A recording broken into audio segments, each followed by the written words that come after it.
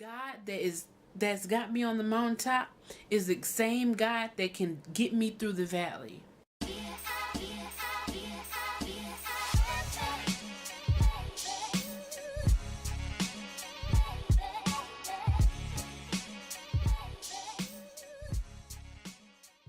What's up, Conquerors? It's your girl Sydnie Grace, back at it again with another video. If you are new to this channel, or if you're new to this video, well, all you guys are new to this video, but if you're new to this channel, welcome.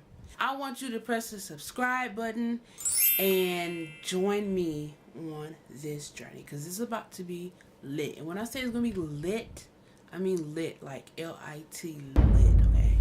Just in case y'all didn't know how to spell, it's gonna be lit, okay? And if you're watching me again, are you watching me again for the third time?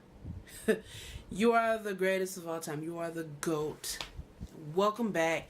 Hey, how you doing? What up, though? For it. You guys, this topic today is very interesting, or is that even the right word? It's an interesting thing to talk about. As you can tell by the title, Don't Break Me.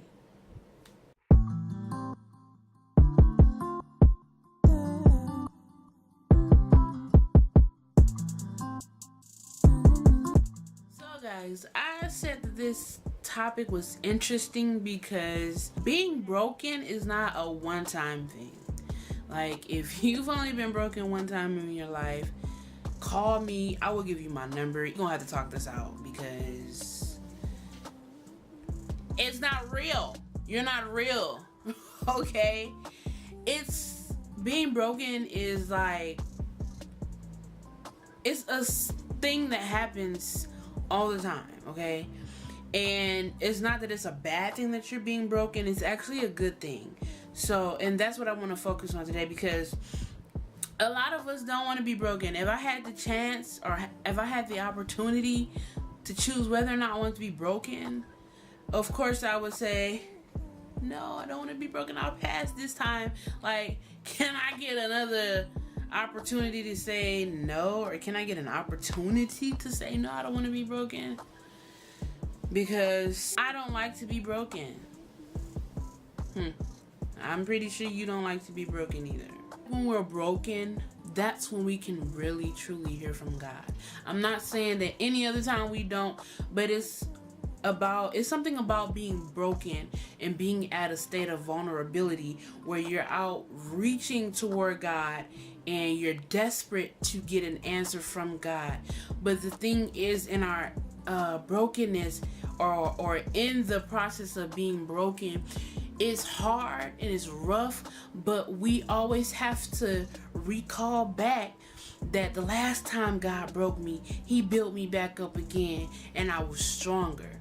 So we have to have faith that every time God breaks us, He's gonna build us up and we're gonna be stronger. But of course, we don't want to be broken. So it's been a while, but I've been thinking, like, you know how you're in the house, in your grandma's house, because it's usually your grandmama. When you in your grandmama's house, and there's like always an area where you're not supposed to play in, because there are special things in there, whether it's trinkets, vases, vases, whatever that word is, they are there in that room. And it comes a time where you get into that room, you don't know how you get into the room, but something in there gets broken. And you have to somehow tell your grandmother that you've broken something that you had no business breaking, because you had no business being in the room, right? So what you have to do is you have to find a way to take all those pieces and say, hey, Grandma, I broke your stuff. I'm sorry, right? So I was thinking of it like this. You know how God takes us to a place of being broken. God breaks us down, right? And He allows us to see, because this is what God does. He breaks us, right? And He takes the pieces, takes our pieces, and He brings it to us. And He lays it right out in front of us. Can you imagine somebody breaking something that matters to you and bringing it to you, and all you see is pieces? That's how you are when God breaks you. So you're looking at yourself like, all right, you don't feel good, you're mad, you're angry, you're frustrated because what you had now is broken. What you had now is into little pieces that you can't seem to figure out how they're going to be able to be glued back together again, right? The great part in this process is that when God brings us those pieces and puts it in front of our face, He actually takes time to evaluate or recognize all the pieces that make you up or was part of your makeup. So you look at these pieces, you see pieces. God looks at these pieces, He picks them out one by one. He's like, hey, here is anger. I can throw that away if you let me. Hey, here is envy. I can throw that away if you let me. And He goes on, and we never realize that these things are part of us until we are broken.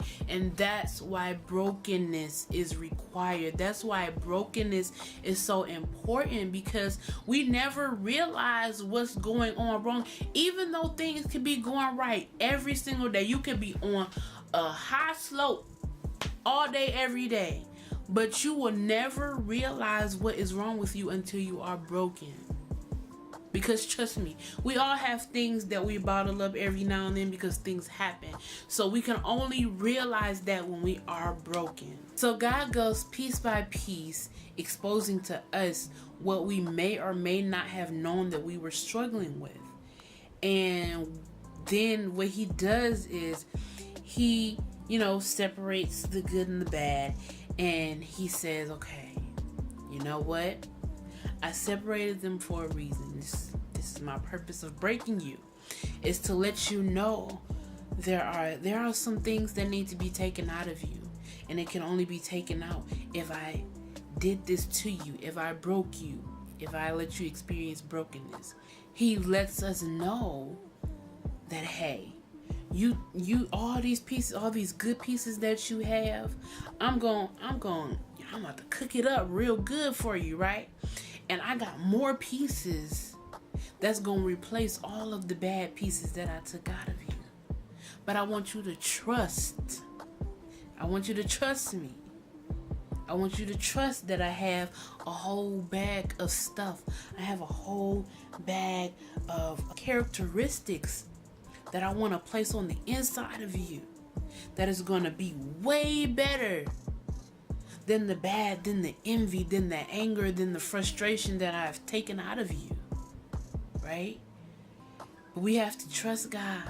We have to trust that He would do it. We have to trust that when He builds us up, we're going to be better. But then again, who wants to be broken?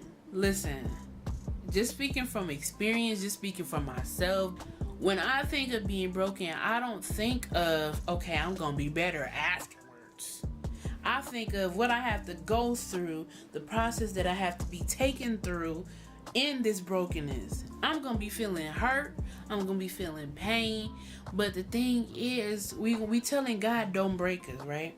But we can always sense when we're entering into that cycle, right? And we have the choice to stay in that cycle, or we can find another way out. And usually what happens is, either way, we're going to be broken, whether it's because of our own decisions or because of God. But then when you go your way and you end up being broken because of your decisions, then it's a little bit of a longer process. So then when I think about it that way, I'm like, okay, well, I'll just go through this, even though I kind of don't have a choice. But I'm going to go through it, and I'm going to keep the faith. I'm going to keep reading my word. I'm going to keep worshiping and praising God, because the God that's got me on the mountaintop is the same God that can get me through the valley. So in this brokenness, I'm going to be focused on that after, right? Because afterwards, I'm going to be better. I'm not going to be struggling with the same stuff all over again, all because I let God break me. And even though I don't like being broken, I may say sometimes, don't break me. But after I go through the process, and I feel better, and I talk better, and I walk better. All these things that make me up afterwards. I'm like, it was worth it. And even if we look at it in a biblical sense, there was David. He was broken, and what I've learned from it is that in our brokenness, that is the moment to petition God, to say, okay, yeah, I realize that I have this wrong with me. I realize that I have that wrong with me. But God, give me my joy back, because you've broken me and I want to rejoice. But you have to also, later in that chapter, I think it's Psalms 51, where later in that chapter, David is saying, create in me a clean heart, purify me. We all know the song. So look, in our brokenness, there are things that we have to do. And though it doesn't feel good, the after effect is worth it. The after effect is what's gonna make you. It's rough and it's tough, but brokenness is required. And we gonna make it, y'all. And all these cycles of brokenness, we gonna make it, except for the people that's only been broken once. I still want y'all to reach out to me, because we got to talk through this. I'm for real, we got to talk through this. But we gonna make it, y'all. We are gonna make it. So I want you to go through the rest of this week knowing that you're gonna make it. Even though things may not be looking bright, you're gonna make it. Alright? I want you to keep the faith. Keep doing what is required. Continue to be obedient. Continue to stay in the word.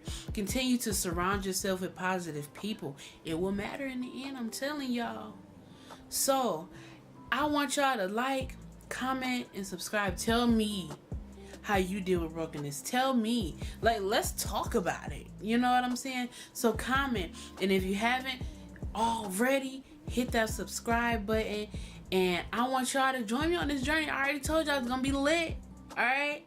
So I want y'all to realize that brokenness is required, and you're not the only one who's being broken. I'm being broken. Your mother is being broken. Your father is being broken. Your friends are being broken. Everybody is being broken around here. But we're all choosing to be better, because we were made to conquer, so we're gonna do it. Peace.